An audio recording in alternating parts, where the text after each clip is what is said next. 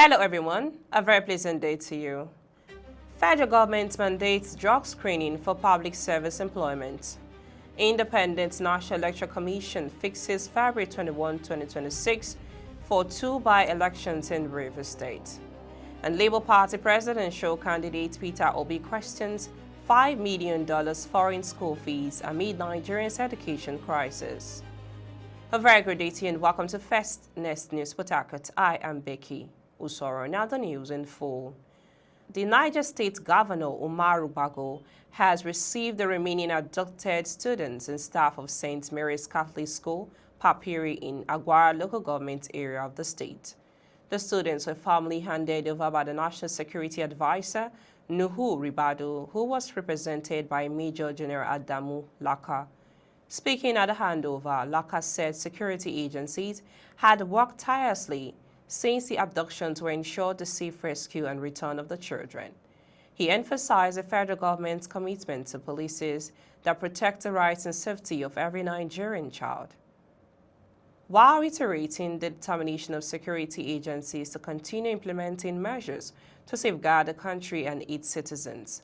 Governor Bago, who was visibly emotional while receiving the rescued students and staff, expressed gratitude to President Bola Tinubu and the National Security Advisor, Nuhu Ribadu, for their swift intervention and decisive actions that led to the successful rescue of the victims. Away from that story, the Chief of Army Staff, Lieutenant General YD Shabu, was charged troops under the 2nd Division of Nigerian Army to step up their offensive against criminal gangs operating within their area of responsibility.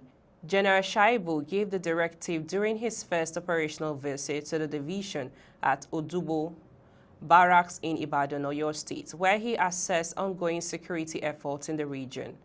Addressing officers and men, the Army Chief praised their residents' professionalism and operational effectiveness in tackling banditry, kidnapping, and other crimes threatening peace in the area.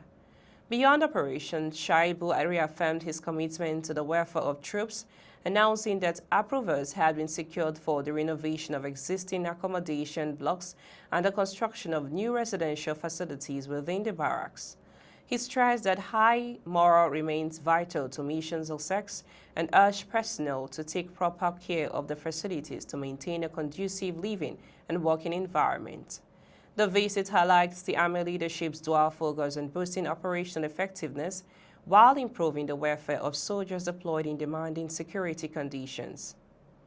Moving on, posters featuring former Minister of Transportation Rotimi Chibike Amechi has appeared across major streets in Kaduna, sparking speculation about early political moves ahead of 2027 presidential election.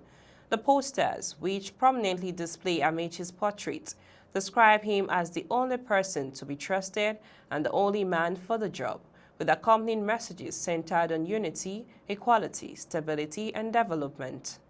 Amechi, who holds the traditional title of Dan Amanan Kaso Hausa of Daura, has previously served as Speaker of the Rivers State House of Assembly, Governor of Rivers State, and Minister of Transportation. The posters appeared at key locations across the Kaduna metropolis, including Ahmadu Bello Way, Ali Akilu Way, areas around the Kaduna State Government House, and the Kawo Bridge access leading towards Zaria. Although Amechi has yet to make any formal declaration, the emergence of the poster has heightened speculation about a possible return to the presidential race. Moving on, the federal government has approved the introduction of mandatory pre-employment drug testing for prospective applicants into the public service. A statement by the Director of Information and Public Relations, Office of the Secretary to the Government of the Federation, Shegu Imohisen, said the approval is part of efforts to address the growing problem of illicit drug use and its impact on national development and security. He said permanent secretaries and heads of extra-ministerial departments and parastatals has been directed to make drug testing a core requirement in the recruitment of new personnel. He added that ministries, departments, and agencies have also been directed to collaborate with the National Drug Law Enforcement Agency in conducting the test in line with established standards and procedures. He noted that the policy was informed by concerns over the rising rate of drug and substance abuse, particularly amongst youth. Moving on, the Independent National Electoral Commission (INEC) has fixed February 21, 2026 for the conduct of by-elections into Ahuda II and Kana II state constituencies of Rivers State. The Commission disclosed this in a statement by Malam Muhammad Haruna, Chairman, Information, Voter Education and Publicity Committee in Abuja. He said that the Commission, at its extraordinary meeting, reviewed its preparations for the end of tenure area council election for the Federal Capital Territory FCT fixed for February 21. He added that the Commission also considered and approved the draft timetable and schedule of activities for the conduct of by-elections into Ahuda East and Kana II state constituencies of Rivers.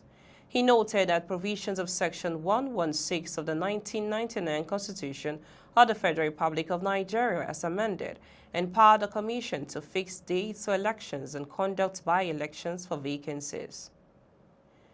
In another development, the presidential candidate of Labour Party in 2023 election, Peter Obi, has offered his perspective on the controversy surrounding allegations that former Chief Executive Office of Nigeria Midstream and Downstream Petroleum Regulatory Authority (NMDPRA) Farouk Ahmed spent about $5 million on the secondary education of his children abroad. He said the amount, if invested locally, could have made a significant impact in reducing Nigerians' out-of-school children population and strengthen the country's education system. He observed that a businessman, Aliko Dangote, president of the Dangote Group, had alleged that Ahmed spent about $5 million on the education of his 4 children in Switzerland and had called for a full investigation and public explanation.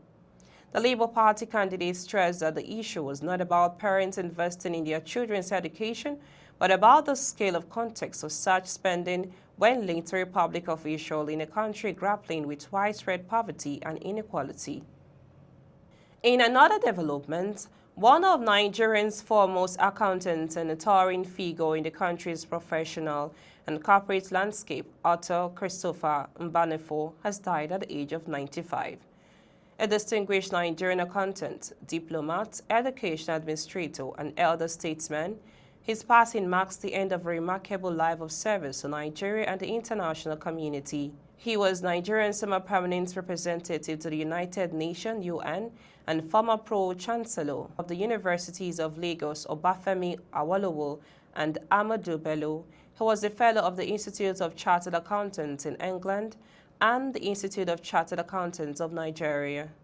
Mbanefo, born on June 11, 1930 in Onitsha, Anambra State, was educated at St. Patrick's College, Calabar, and later trained in the United Kingdom, where he qualified as a chartered accountant in mid-1950s before returning home to begin a career that would span more than half a century.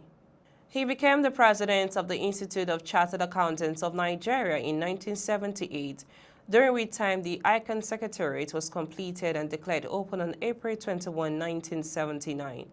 Mbanefo represented the Institute of the Governing Boards of International Federation of Accountants and the International Accounting Standards Committee. He was such an exceptional talent that he applied himself to various walks of life and disciplines without loss of concentration, ability, and achieved great results. Although his final burial rites are yet to be announced by the family, Nigeria and the broader international community remember him as an accountant who saw his profession as a calling, a diplomat who elevated his country's voice on the world stage, and a leader who placed education and ethical governance at the heart of national development. That's all on the news this hour. I am Becky Usoro. Many thanks for watching. Bye for now.